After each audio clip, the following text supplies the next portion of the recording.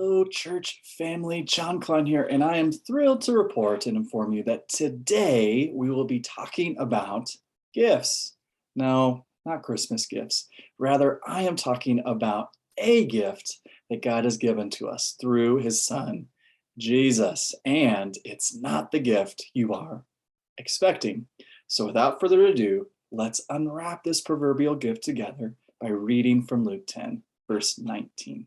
Jesus says, "Behold, I have given you authority to walk on snakes and scorpions, and authority over all the power of the enemy." Not some, all.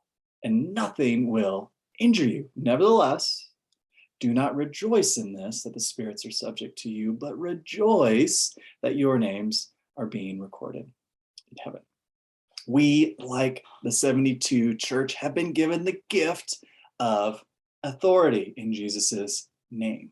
Yet, we also must be aware of our own proclivity to be consumed by what we have done, what gifts we have, rather than focusing on what he is doing through us. Remember, we are but the conduit through which his power flows. Every gift given is grace. So our posture should be one of deflection upward to him, the one who saved us, the one who has given us these gifts in the first place to transmit his power to the world, and the one who has commissioned us to go out into the world in his name and by his authority. Do you know what his response to such a proper appropriation of his gifts is? Joy. Immense joy. Jesus' response to the 72, the unlikely, the simple, and the babes that had just received the wisdom of God, was to rejoice because they obeyed his every instruction, which, by the way, made no natural sense. Yet they did it, showing their faith. Remember, it is impossible to please God without faith. And I don't know about you, but I want my actions to make our Savior rejoice. And after rejoicing, Jesus turns to the disciples and privately tells them, "Blessed are the eyes that see the things you see, for I tell you that many prophets and kings wanted to see the things that you see and did not see them, and to hear the things that you hear and did not hear them." How blessed are we? We have seen his power consistently on display day in and day out. We have seen him heal mind, body, and soul, and we hear from him through his word and by his spirit. And for some reason in our day, the spirit of the Pharisees is still alive and well, calling into question God's activity every chance they get. And how many times, church, has his spirit been so grieved by rebellion and extinguishing efforts and insults upward towards him and our blatant disobedience to him in our day? How many times? Too many. Personal side here, when healing broke out several years ago in our midst, I was an extinguishing force. I was skeptical, not that God couldn't do it, but rather, is he doing it? How his spirit must have been grieved by my posture of doubt. And then my wife went to get prayer, not for anything in particular, but the prayer leader was prompted to have her sit with her legs straight out. And it just so happened that one of her legs was shorter than the other. And full of faith, they prayed for her leg to grow. Do you know what happened?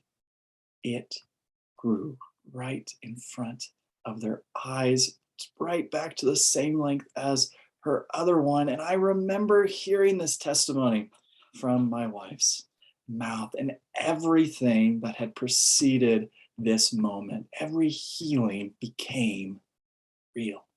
And I remember being so convicted in my heart, this phrase from Jesus, "Ye of little faith," rang through my mind for days. Church, I had missed an opportunity to put what I could see aside and walk by the faith I received at the age of 4.5. And you know what happened after this moment? The Lord made it even more personal. He healed my knees, and just this past March, he healed my separated shoulder, an injury that occurred almost 7 years ago, a shoulder that could not lift 10 pounds above my head. And guess what? Last March is about a year ahead of when our first baby girl's due date is. He is so good. And even amidst my attempts to extinguish, I was met with an even more powerful blaze of his spirit. And why was that? It was prayer. And it wasn't impotent prayers, but it was prayers that were full of his fires. Jesus says in 11, verse 9, I say this to you, ask and it will be given to you, seek and you will find, knock and it will be open for you. For everyone who asks receives, everyone. And the one who seeks finds, and to the one who knocks it will be open. You see, when we ask, seek, and knock with hope-filled prayers, full of faith that he both hears and he responds today, and with the authority that he has gifted us over the forces of darkness, his spirit's flame cannot be extinguished. And the result, his signs and wonders are put on display. May we continue, church, to see more and more of this in our midst. And may we be even more full of faith as a result. Thanks for tuning in, friends. Until next time.